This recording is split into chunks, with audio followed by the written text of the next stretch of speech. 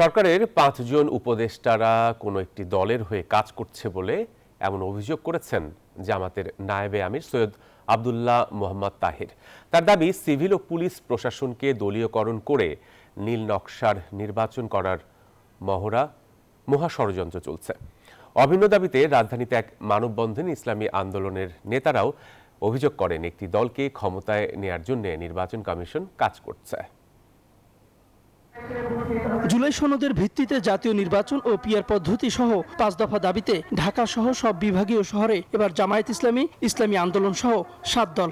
গণভোটের আয়োজন অবশ্যই নভেম্বর মাসের মধ্যে করতে হবে। মঙ্গলবার রাজধানীর মৎস্য ভবন এলাকায় মানববন্ধন করে জামায়াত ইসলামী। মানববন্ধনে অংশ নেন দলটির নায়েবে আমির সৈয়দ আব্দুল্লাহ মোহাম্মদ তাহের। এ সময় তিনি বলেন, সরকারের উপদেষ্টারা একটি দলের হয়ে কাজ করছে, নীল নকশার নির্বাচন করার ষড়যন্ত্র চলছে, যা জনগণ মেনে নিবে না। সরকারের ৪-৫ জন উপদেষ্টা একটি বিশেষ দলের পক্ষে সকল নিয়োগকে নিয়ন্ত্রণ করে বিভিন্ন গুরুত্বপূর্ণ সিভিল এবং পুলিশ প্রশাসনে বসিয়ে যেই নীল নকশার নির্বাচন করার ষড়যন্ত্র চলছে, এতে নির্বাচন সুষ্ঠু হওয়ার কোনো লক্ষণ দেখি না।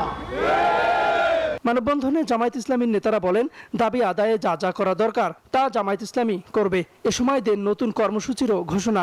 আমাদের আগামী ১৬ই অক্টোবর ৫ দফা দাবি জনগণের সামনে তুলে ধরা জাতীয় সেমিনার অনুষ্ঠিত হবে। অভিন্ন দাবিতে মতিঝিল শাপলা চত্বরে মানববন্ধন করে ইসলামী আন্দোলন বাংলাদেশ। নেতারা মানববন্ধনে বলেন, একটি দলকে ক্ষমতায় নেয়ার জন্য নির্বাচন কমিশন কাজ করছে।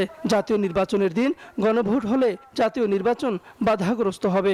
সংবিধানের দোহাই দিয়ে কোন অবস্থায় যেন নির্বাচনের দিকে যাওয়া যাবে না। অতীতে নির্বাচন কমিশন করার মতো এই নির্বাচন কমিশনও একটি দলকে ক্ষমতায় নেওয়ার জন্য মেকানিজম করছে। দাবি আদায় রাজধানীর যাত্রাবাড়ি থেকে গাবতলী পর্যন্ত বিভিন্ন গুরুত্বপূর্ণ পয়েন্টে মানব প্রাচীর গড়ে তোলে জামায়াত সহ ৭ দলের কর্মী সমর্থকরা। এ সময় তারা ফ্যাসিস্ট আওয়ামী লীগ ও তাদের সহযোগী জাতীয় পার্টিকে নিষিদ্ধ করার দাবিও জানান। তাওহিদুল ইসলাম, নিউজ 24, ঢাকা।